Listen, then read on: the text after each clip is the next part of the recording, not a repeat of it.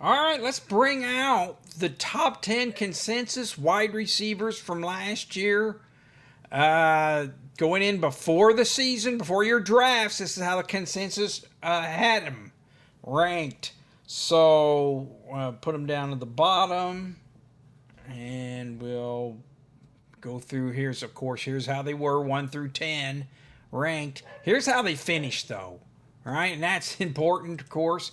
You see the Jamar Chase, fifth one ranked going in, finished first. Jefferson here was the third, and Mount St. Brown here was the sixth. But these other ones, and these are your top 10 ranked going in 24th, 9th, 18th, 14th. You can see these weren't so good. So you got a success rate. You only have four of the top 10 ranked in there. That's a 40% hit rate. Not so good. But it just shows you that we can get some bargains later on. Right here, we'll put them by their average. You can see that, well, that's why, A.J. Brown, he has a high average here. And same with Puka. You can see his 11.6, but they fell down because they missed those games. Right? Hey, availability is the best ability, right? So, hey, well, you can see that where that comes from. Let's look at 10 through 20. Let's bring out 11 through 20 here. Chris Olave, Nico Collins, Mike Evans, Jaden Waddle was in that group, and T. Higgins there at 19, and George Pickens at 20. So that's 11 through 20 preseason ranked. Here's how they finished. So you can see that Mike Evans and Drake London did really good. They finished 6th and 7th overall, and that's from the 12th and 13th spots. Uh, T. Higgins down on the end here, but you see, hey, these were a lot of misses here, 11 through 20 too. So you can bring up their averages too. Um, and you see that T. Higgins there, wow, 12.59 was the second highest average. So you can see why he'll be ranked high this year. But you can get a couple good ones from here, and there's some not so good ones from here. So it's going to be across the board here on these wide receivers. Showing them just by raw production value. Here's their average per game, top 10. Taken out if you miss games because of injury. Of course, Jamar Chase, head and shoulders above the rest, 16.24. T. Higgins' teammate came in second with 12.59. Justin Jefferson here, right after there. And then Chris Godwin, 12.5, and his teammate was 11.89. No wonder Baker Mayfield was doing so good there. How about Amon St. Brown here? 11.9, and Nico shows up. Puka, and the rookie, Brian Thomas Jr., how great for a rookie to be in there, a high producer. And A.J. Brown, too. He missed games. So some heavy hitters there.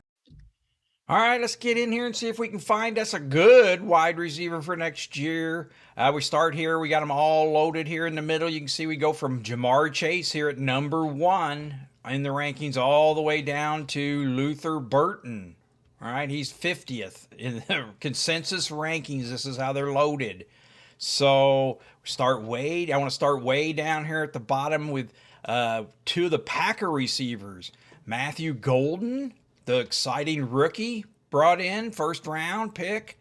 Looking good in OTAs and training camp so far up against, and we have Jaden Reed, his teammate, right? Finished 20th overall last year, was their lead receiver last year. Well, you can see they've got him ranked. These two ranked 44th and 46th, way down here at the bottom, right? And hey, from all reports, Golden's 4.29 speed. They like him. Hey, of course, Watson's going to be out early. So, hey, Matthew Golden and this Jaden Reed are the 1 and 2s, right? And they're not ranked like they're on the 12th passing team. Of course, some of the fear might be Jordan Love. Jordan Love had a little down year last year, right? Didn't meet expectations, a little sour in their mouth from him. But hey, if he reverts back at all, and they're quite capable. They've got Matt LaFleur's a very good offensive coach here. And wow, so Matthew Golden here might be the rookie Lightning for this year. But anyway, getting them really cheap down here. I like those two. You move back to the very beginning of the thing. Of course, Jamar Chase is ranked number one. And you look at that. First place finish. He's ranked number one. Has the second easiest schedule, right? And the team's the number one team in passing. How could he not be ranked number one? Well, he should be ranked number one and will be. But I just want here to tell you that CeeDee Lamb had everything going for him last year, too. He was the top ranked, top easy schedule. Everything looked great for him, primed, and he finished ninth. So things happen. So, hey, yes, Jamar Chase should be ranked number one. But, hey, there's no sense wasting a lot of capital on that because it could be any of these guys here at the top. So, I'm going to pick those. How about, okay, let's go to some I like here. Go down here to 13 and 14. All right. I like Davante Adams. Getting a new team here. Finished 12th last year. They've got him down to 13th. But I just love the setup here. Number 8 easy schedule for him. And it isn't like he hasn't done this in the past. Right? Last year, he finished at this 11.16 on 2 different teams. Right? Rams signed him to a 2-year contract. Gets to play on the West Coast, what he wants. I think, hey, well, they're all focusing here on Puka Nacua and taking him 4th overall. The better bet here is Davante Adams. I like him, so we're not going to sleep on him. The other one here is Tyreek Hill. All right? Hey, Tyreek Hill, Tua's a risk and his attitude's a risk, right? But that's all factored in. Remember last year he was ranked number 1 going into the season. Now he's ranked 14th, right? So you look at some of these years. Yes, he had a down year last year, but look at all the other years. He just returns back to the mean here. You're going to get great production while he's in there, and as long as Tua holds out. But I just think that's a steal down here at 14, and him at 8. We like them both, all right? Here, move on to a couple others. How about Mike Evans and Marvin Harrison Jr.? I like both of those here at 20th. Look at this. Mike Evans finished 7th last year. They got him ranked 20th. All right. Mike Evans, course, 11.89 a game, 1,000 yards, 11 touchdowns. Worked to get his 1,000 yards again. So, Evans can break Jerry Rice's record and have 12 consecutive 1,000-yard receivings if he can get it good again this year. And believe me, if they're getting close towards the end and he's close, they're going to work to get him that. So, I've drafted Mike Evans the last 2 years. And I traded him the last 2 years. But hey, it's always a great commodity and you're always worried, Anyway, what about Marvin Harrison Jr.? Look at that. Hey, he had a pretty productive year. They're kind of down on him. He's been dedicating the offseason to getting bigger, stronger, and faster. They might move him around, learning different spots to help that sight, so Kyler Murray can see over the line.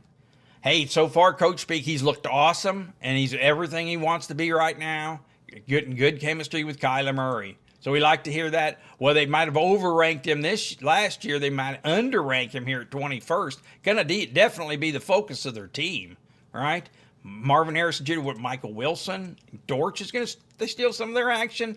Hey, Kyler Murray has the number 3 quarterback position schedule. That's looking good. So, hey, don't sleep on Marvin Harrison Jr. This is the year to take him, So I had a couple more here about Garrett Wilson and J-Mo here. I like both of these, too. Both of these are kitten tissed. You can see here, Garrett Wilson, hey, he's going to be by himself this year. Davante Adams is gone. He finished 14th anyway, right? 1,000 yards, 7 touchdowns. And J-Mo over here, hey, he finished 13th.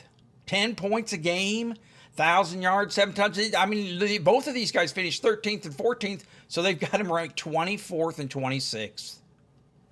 And look at the position schedule. One has the easiest 4th schedule and the 17th schedule, but that's Detroit. Now, Obviously, why are they bringing Wilson down so much? Well, they're worried about Justin Fields.